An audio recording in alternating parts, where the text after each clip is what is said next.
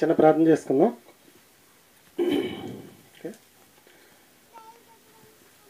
ప్రియ పరలోకమందున మా తండ్రి, ఉదయకాల సమయంలో నీకు జ్ఞానగ్రంథం నుంచి కొన్ని మాటలు నేర్చుకుంటుండగా విని గ్రహించుకునే మనసు ఎక్కడైనా ప్రతిభటిగా దయచేయమని క్రీస్తునామని ప్రార్థన అడిగి వేడుకుంటున్నాం పరమ తండ్రి, ఆమేన్.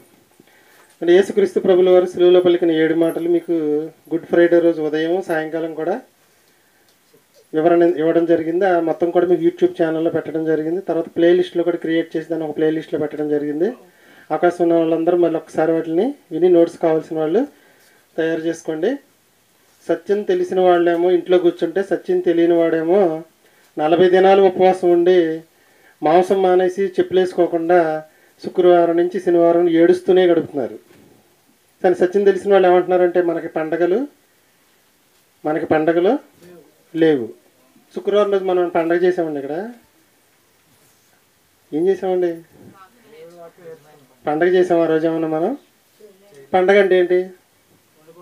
వండుకోవడం, తినడం, ఇప్పుడు కొత్త బట్టలు వేసుకోవడం. ఏమీ చేయలేదు మనం. మనకు పండగలు లేవు అని చెప్తున్నారు. కానీ గుడ్ ఫ్రైడే రోజు వచ్చేసింది మనం పండగ కాదు. ఈ రోజు చేసేది కూడా పండగ ఏమీ కాదు. మనం అందరం ఇప్పుడు కూడుకునేటట్లుగానే ఆదివారం కూడుకున్నాం. ఆ రోజు స్పెషల్గా శుక్రవారం కూడుకోవడం అనేది జరిగింది.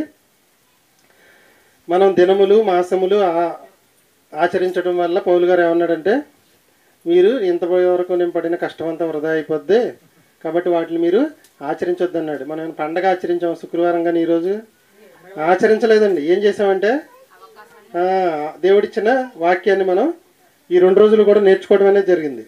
అవునా?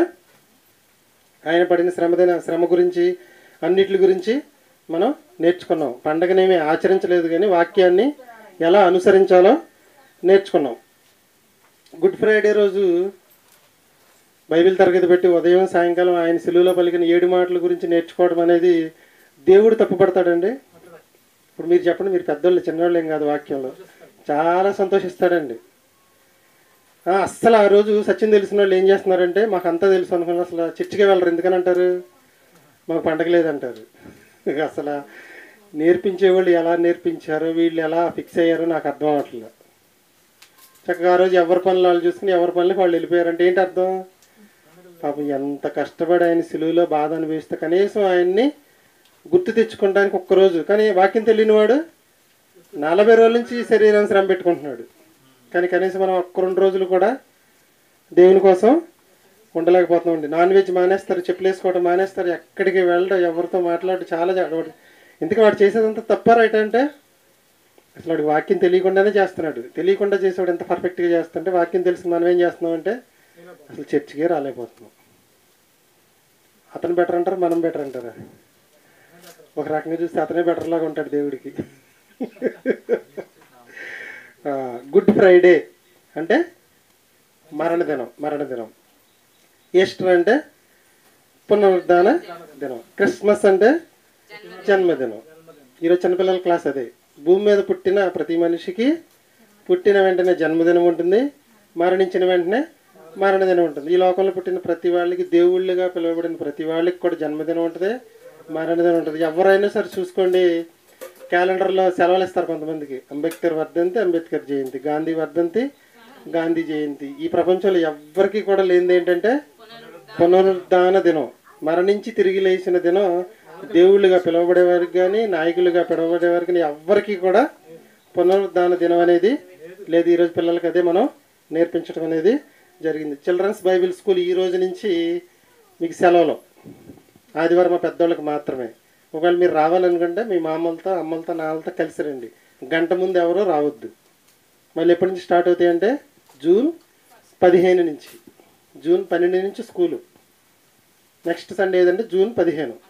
జూన్ 15 నుంచి మీకు క్లాసులు జరుగుతాయి. జూన్ 15 వరకు మీరు చదువుకోవడానికి మెటీరియల్ రేపు కానీ ఎల్లుండి కానీ జిరాక్స్ తీసి, రాయటం అయిపోయింది, జిరాక్స్ తీసి ఇచ్చేస్తాను. సెలవుల్లో చదువుకోండి. పిల్లల్ని ఎవరిని కూడా ఈ 2 నెలల్లో ఒంటరిగా చర్చికి పంపించొద్దు. మీ పేరెంట్స్తో పాటే, తల్లిదండ్రులతో పాటే తీసుకొచ్చుకోండి. ఈరోజు ఇక రేపటి నుంచి క్లాస్లో ఉండేవాటి మన ఆదామాలు ఆవిడ కలిసి మంచిగా పులిహోర చట్నీ చేసుకొచ్చారు. సర్వేశ్వర బాబు గారు ఏమో ఇప్పుడు సాయంకాలం తినడానికి పిల్లలు బిస్కెట్ ప్యాకెట్లు తెచ్చారు. అందరూ కూడా తినేసి పిల్లలు వెళ్ళిపోయే వాళ్ళు వెళ్ళిపోతే మిగిలిన వాళ్ళు మన ప్రసాద్ అని ఈస్టర్ స్పెషల్ మెసేజ్ చెప్తాడు.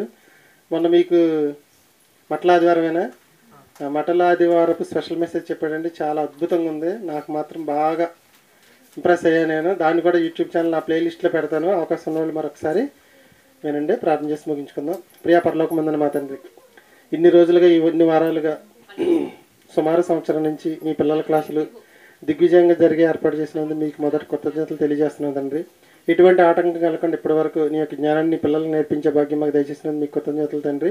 ఇలాగే ముందుకు కొనసాగే భాగ్యం దయచేయమని క్రీస్తునామని ప్రార్థన అడిగి వేడుకుంటున్నాం పరమ తండ్రి. ఆమేన్. ఆదం పెట్టేయండి. ప్లేట్లు ఏమన్నా